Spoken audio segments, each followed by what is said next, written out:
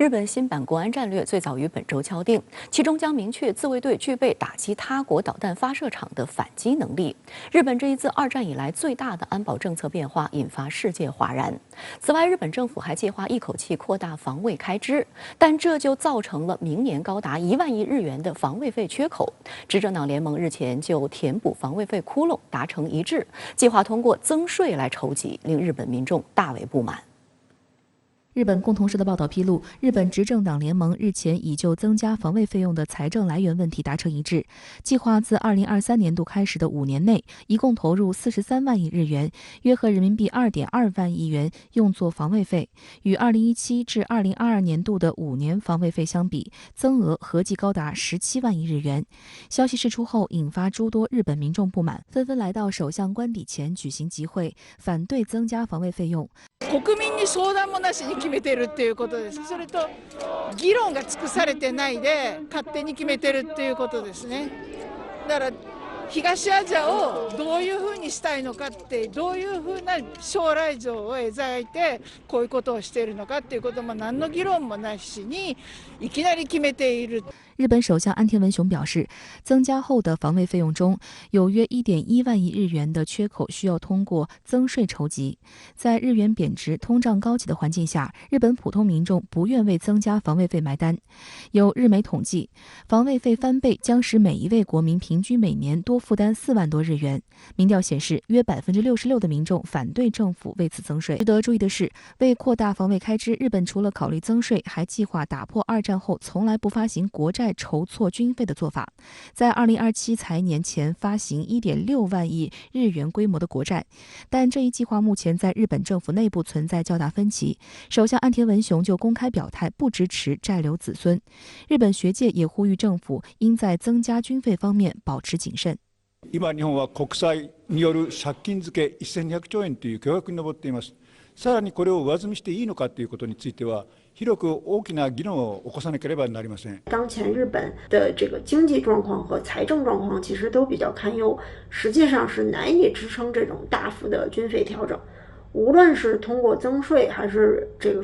史无前例的增发国债来负担这笔支出，最后的结果都还是要转嫁到日本的企业和日本的民众的身上。那对于深受新冠疫情和乌克兰危机冲击的日本经济来说，这个无疑是一种雪上加霜。观察指出，日本着急提高防卫费的背后，暴露的是谋求军事松绑的野心，企图在扩军中一步步摆脱和平宪法束缚。日本将在本周敲定的国防安全战略等3份安全文件中，明确自卫队具备打击他国导弹发射场的反击能力。此外，在新版中期防卫力量整备计划中，日本提出在现有岸舰导弹基础上研发部署1000枚远程导弹，新建2艘宙斯盾舰，并打造10000吨级宙斯盾系统海上平台，改造2艘出云级直升机航母，以增强其实战能力等，显示日本的国防战略从被动防卫转为主动防卫。日本的军事扩张意图明显，引发地区国家和国际社会的普遍担忧，但美国却展现出纵容的态度。国务院发言人普莱斯日前渲染称，东亚的安全风险明显高涨，将通过日美韩3国合作来应对相关威胁。针对日本防卫费增额，普莱斯则轻描淡写地说，最重要的是与盟友协调，增强威慑力。对此，新加坡联合早报发文警告，美国担忧中国挑战恰恰为日本实现国家正常化提供了难得的机遇。华盛顿放行甚至鼓励让日本能快速整军经武，这将对地区安全形势产生严重负面影响。首先，这显然会改变这个地区的安全力量的对比。我们都知道安全不可分割原则，日本试图通过整顿军备来强化美国的军事同盟体系这个小圈子里面的所谓的集体安全，但是这种做法呢，会损害小圈子之外的其他的亚洲国家的安全，也会引发相关国家采取反制措施，最后的结果就会导致整个的亚洲地区都会变得更加不安全。其次，考虑到日本有侵略亚洲邻国的历史，以及它作为二战战败国成为和平国家的这样一种特殊的身份，日本当前去重整军备，也意味着以联合国为核心的这个战后国际秩序受到了冲击乃至破坏，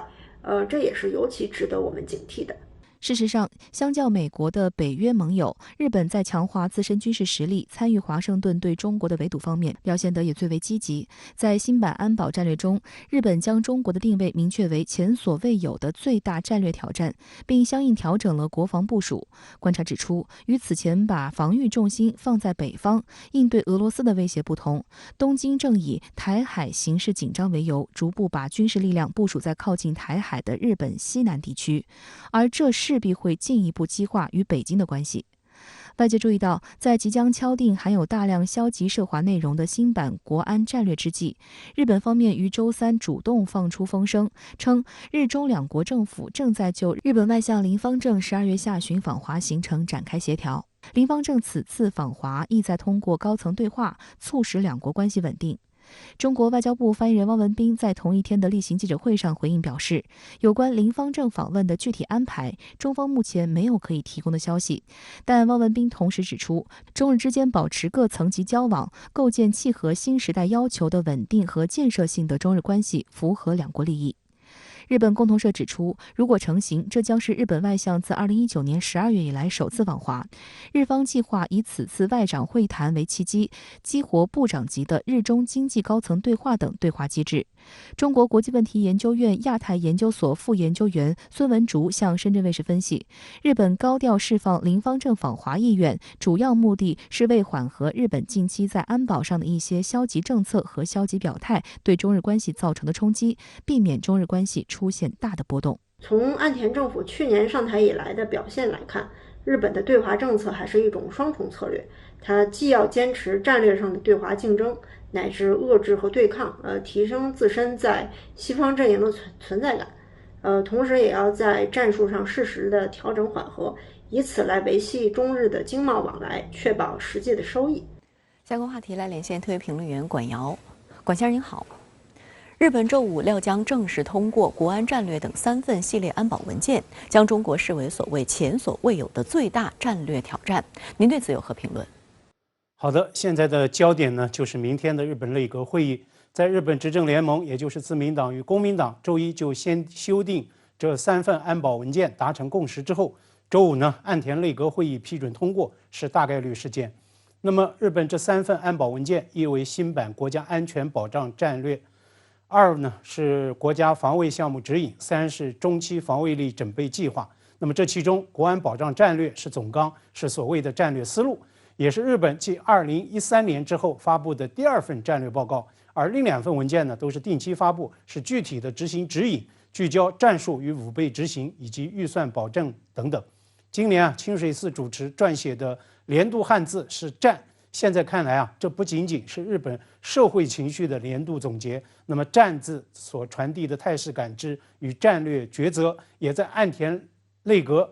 即将强行通过的3份战略文件中尽显无疑。按照英文报章《日本时报》的社论标题的判定，东京政府正在开辟国安新道路。那么这新道路的提法当然是婉转的表达，说白了，岸田内阁就是要实质性的掏空日本的和平宪法，要全面突破所谓的专守防卫。街头中弹送命的安倍晋三，他念兹在兹的是所谓修宪立军，但是呢，安倍在首相任内没有做到的，很大程度上将会因为这3大安保文件的通过实施，做出关键性的一跳。如果日本所谓的防卫费的投入，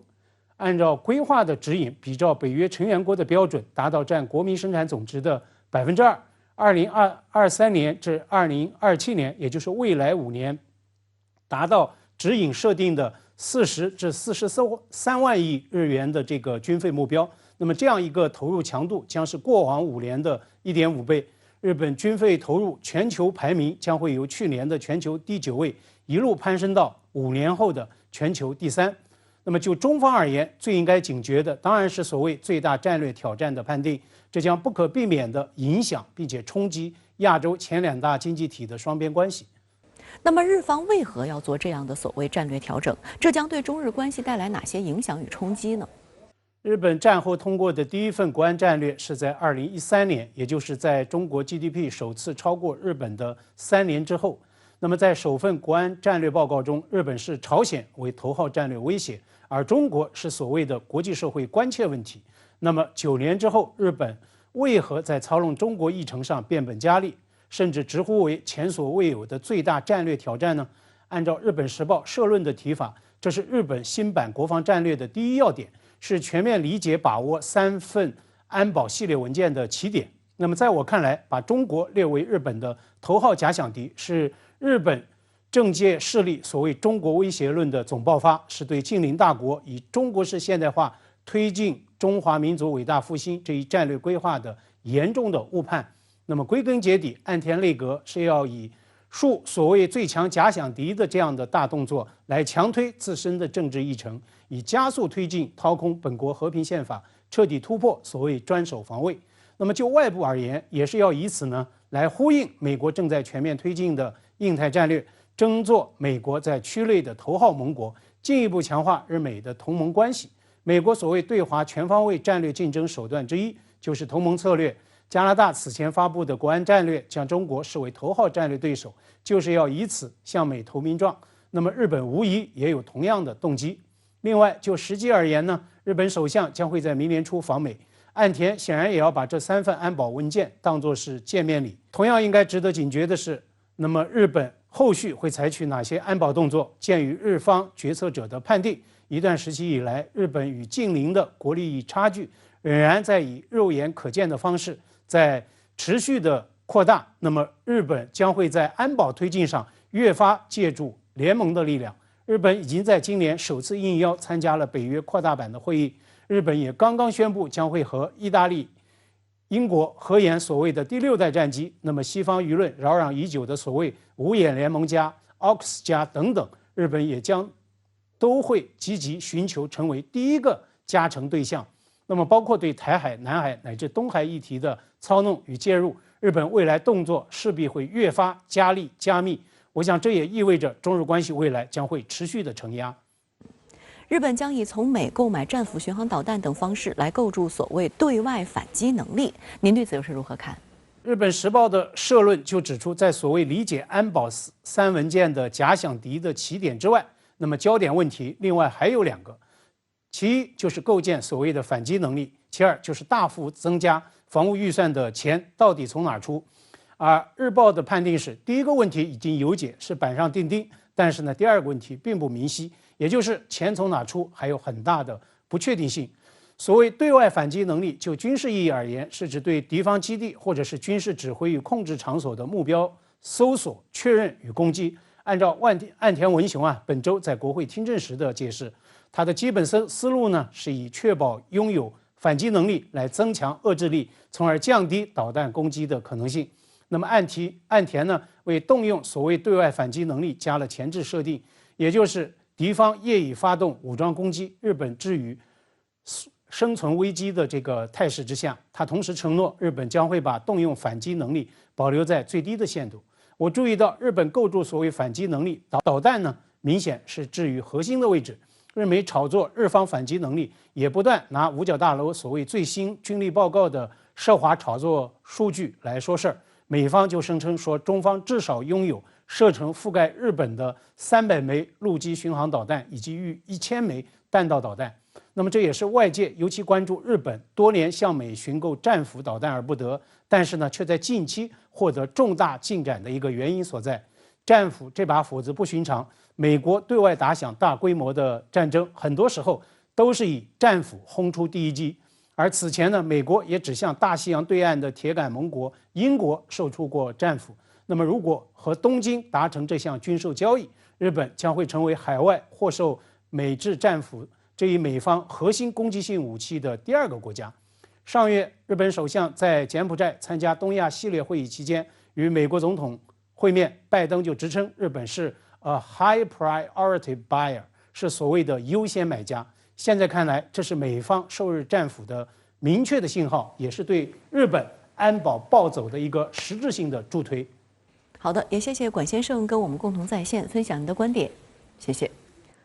来关注半岛局势。近期，美国太空部队首次在韩国部署，这也成为美国在海外第3支太空部队。消息指，美军此举是为了应对所谓朝鲜不断射弹的威胁。与此同时，韩国也成立了首支太空部队，加强美韩军事联系。而近期，美韩军演也是不断的上演。韩国国防部长官李钟燮也明确朝鲜是敌人的概念。驻韩美军太空部队有何特别？美韩系列军事措施会否继续使半岛局势升温？来看看报道。美国太空军驻韩部队成立仪式周三在韩国京畿道乌山空军基地举行。该基地是美韩空军共用的大型空军基地。值得注意的是，该部队是美国太空部队的第2海外组成部分，隶属11月刚刚成立的印太司令部太空部队，总部位于夏威夷。除了美军印太太空部队，上个月美国还在佛罗里达建立了太空部队。驻韩美军兼美韩联合司令部司令拉卡梅拉上将、美国印太司令部太空军司令马斯塔利尔准将以及美驻韩大使菲利普·戈德堡以及美韩联合司令部副司令安炳熙等参加仪式。仪式上公布了驻韩美国太空军部队标识，标识由美国太空军军种舰型标识轮廓、驻韩美国太空部队等字样组成。U.S. Space Force Korea, a subcomponent of U.S. Space Forces Indo-Pacific, enhances our ability to defend the homelands and ensure peace and security on the Korean Peninsula and in Northeast Asia. 目前，驻韩美军太空部队的规模仍未被透露，而11月底成立的印太司令部太空军，在马斯塔利尔准将指挥下，约有20人。按照美军的计划，先期在韩国部署一支较小规模的太空军分队，6个月后通过任务分析，再进一步确定其规模。韩美军方称，驻韩美国太空部队的重点任务是提高对朝鲜洲际弹道导弹的监视与预警能力。成立于特朗普时期的美国太空军的主要工作内容是将包括卫星在内的各式各样的情报收集资产整合在一起，而隶属于美国太空军印太司令部的驻韩美军太空部队将承担美国太空军野战部队司令部的职责，为驻韩美军提供太空规划、太空专业知识、太空指挥控制职能，并执行区域导弹预警、卫星定位系统和卫星通信等任务。外界分析认为，驻韩美军的太空军部队就像驻守前线的先头部队一样，将在乌山空军基地接收、处理和分析来自美国卫星的大量数据和信息。美军驻韩太空军部队的成立，针对朝鲜是非常清晰的，这是主要的方面。但是我们知道，太空军它有很多的功能，还有很多的能力。那么这些能力，应该说，除了朝鲜以外，还要对东北亚地区所有的国家进行监视。韩军通过数据链实现探测目标信息的同步更新，并引导韩国反导系统进行拦截。驻韩美军太空部队首任指挥官麦考利安中校表示，将尽一切努力使驻韩太空部队提高其在朝鲜半岛的太空作战能力。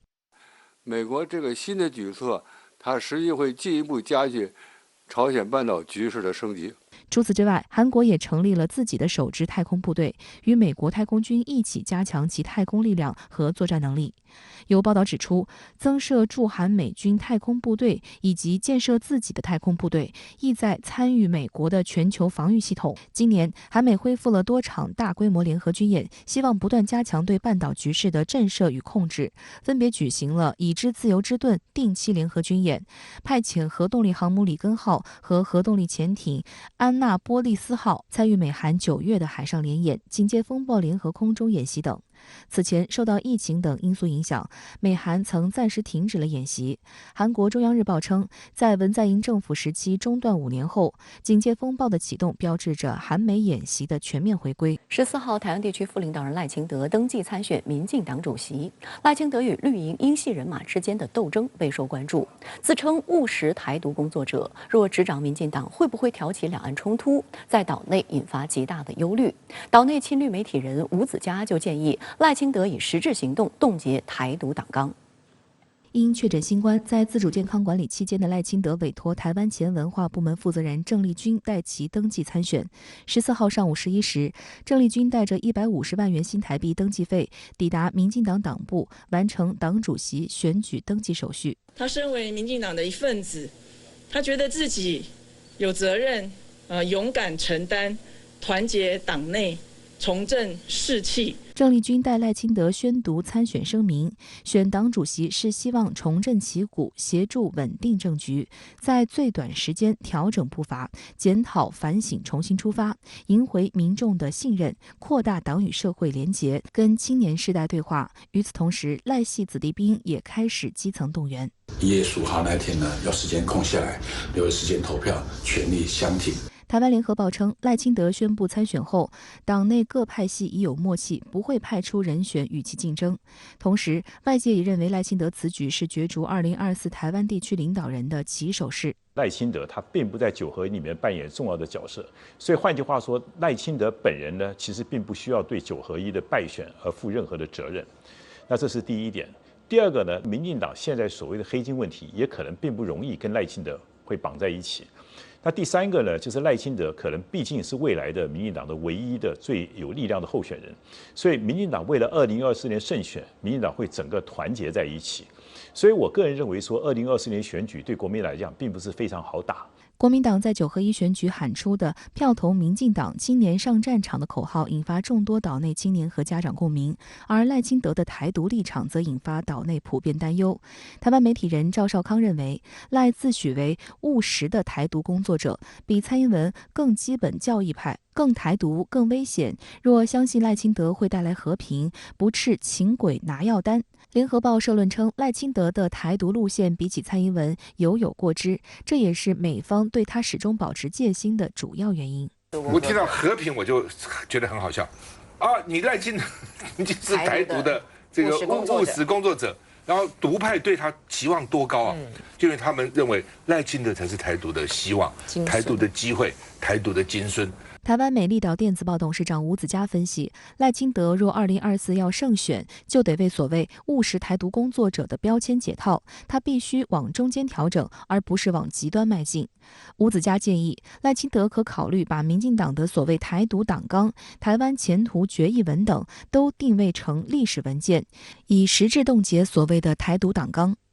不过，吴子嘉也坦言，赖清德即使这样做了，也不过是为了骗取选票。我在这边提出呼吁跟建议的，他可以来推动一个全代会提出一个决议文为了便利我来取得中间选民的选票。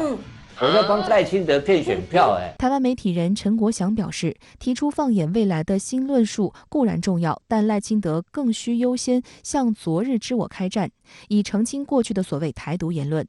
务实表态是否愿意放弃不符合两岸现状的论点，否则中国大陆不会信任他，美国会怀疑他，台湾人也无法信赖他。外界分析，赖清德虽然有机会，但若民怨无法化解，则2024赖清德必败。赖清德他去接民进党的主席，我个人对他有一个期望，就是你不要重蹈蔡英文在网军侧翼这方面的覆辙。你有什么政策你提出来，不要用这种躲在荧幕背后的方式去进行很多的网络攻击。但是呢，我是不敢期待太多。国民党籍台北市议员徐巧芯表示，民进党派系之间跟黑金的关系，以及民进党的侧翼网军显然没有因为2022年的败选而收手，他们依然在网络上到处欺负人，甚至赖清德自己本人也曾被蔡英文的网军欺负。英系会真的放赖清德拿那一张门票吗？我个人觉得不会，这只是英系目前为止的疗伤期。等到他们疗伤疗好了，赖清德开始没有处理好很多事情，声望下降，这个时候就会再思考取而代之。此外，青绿智库台湾民意基金会15号上午发表关于2022选后苏贞昌行政团队应否总辞的最新民意调查，结果显示 53.2% 同意总辞，当中包括 25% 表达强烈同意总辞。不过，有绿营人士揭露，早在12月4号，蔡英文就召集赖清德、苏贞昌、顾立雄等要诀开会，检讨9合1败局。之后，台湾政坛就盛传，确定行政团队将改组，而苏贞昌必须离开，接替者就是陈建仁。但是这名绿营人士表示，这件事情恐有变数，关键在于苏贞昌贪恋权位，赖着不走。吊诡的是，隶属英系的前台湾地区副领导人陈建仁14号突然现身在台行政部门的会议上，引发外界联想。只要苏贞昌不愿意去挑战大位的话呢，苏贞昌就算再任，最多也不过就是做1年而已。那对赖清德来讲，他要赢得2024年的选举，可能更为重要，因为毕竟他也需要党内的一个团结嘛。那这时候如果把苏贞昌整个把他拉下来的话，对于他的苏系或者对于蔡英文的英系来讲，我觉得对民进党的团结都不见得是个好事情。所以我个人看法就是说，对于赖清德来讲，他不会在这件事上是追杀苏贞昌。相关话题来连线特约评论员刘和平。刘先生您好，台湾地区副领导人赖清德昨天正式登记参选民进党主席，岛内外舆论也因此担忧未来的台海局势，甚至认为爆发冲突的可能性将大幅升高。您对此如何看？确实，过去这些年来，期盼两岸和平的人最为担心的就是有朝一日被号称为台独金孙的赖清德会掌控民进党，甚至是掌控整个台湾的政局。尤其是过去这些年来，两岸关系因为蔡英文当局的刻意操弄，已经处于了风雨飘摇状态。赖清德恰恰在这个节骨眼上登记参选民进党主席，并且极有可能成为2024年民进党内台湾地区领导人选举唯一的参选人。这的确是会让人产生某种不祥的预感，人们会更加担忧早前包括美国国务卿布林肯在内的一众美国高官所预言的未来5年内大陆将武统台湾，赖清德极有可能是真正的诱因。而在我看来，越是在这种情况下，我们不仅越要保持自己的战略定力，而且更为关键的是，必须要对赖清德串起之后的岛内局势与台海局势有一个理性清醒的判断。也就是赖清德走上台湾政治的前台，是不是就一定意味着台独与两岸战争的到来？假如判断不准，或是产生了严重的误判，那他就比赖清德上台这件事情本身所产生的后果还要更为严重。我的观点归纳起来还是3句话：第一，台独从来都是假议题，包括赖清德在内的所有人都清楚地知道，在可以预见的将来，台独不可能变成现实。第二，30年前蒋经国在岛内开放党禁报禁与选举政治催生了台独，但是发展至今，岛内的选举政治也成为了制约台独最为有效也最为有力的工具。第三，永远都是狗摇尾巴，而不是尾巴摇狗，永远都是时势造英雄，而不是英雄造时势。在民选政治环境下，决定台湾前途和命运的并不是岛内某个政党，更不是某个政客。我认为无论是过去、现在还是将来，真正决定台湾前途与命运的东西无非就是3个：一是岛内的主流民意，2是两岸关系或者说是中国大陆的意志，3是中美关系或者说是中美的博弈。当前岛内的主流民意既不是统也不是独，而是不战与维持现状。中国大陆的意志则是在暂时维持现状的基础之上，促进两岸关系由和平发展迈向和平统一。美国的意志这是既反统反独更反战。从中我们可以看出，岛内主流民意中国大陆与美国的意志之间虽然有区别，但却都有共同的底线，那就是短期内维持台海局势的现状。或者说得更清楚一点，这个台海局势现状就是不独与和平。无论是哪一个政党或政治人物，都必须要顺应岛内、大陆以及美国3者之间的主流意志，顺应这个大趋势。假如赖清德要一意孤行，忤逆这个主流意志，那不仅中国大陆与美国会站出来修理他，而且他根本就过不了岛内主流民意这一关。而过不了主流民意这一关，就意味着他压根就当选不了。岛内有舆论认为，赖清德未来要想赢得主流民意的认可并当选台湾地区领导人，就必须要撕掉务实台独工作者这个政治标签，甚至是要冻结民进党的台独党纲等文件。您对此又是如何看？我认为这个提议的愿望是美好的，但现实是残酷的。虽然我在前面讲到了台独是个假议题，赖清德与民进党也清楚地知道自己是在玩假的，知道台独永远不可能实现，台独党纲永远只能是一纸空文。但是在可以预见的将来，他们都不可能放弃台独思想，更不可能修改台独党纲。这背后的原因就在于，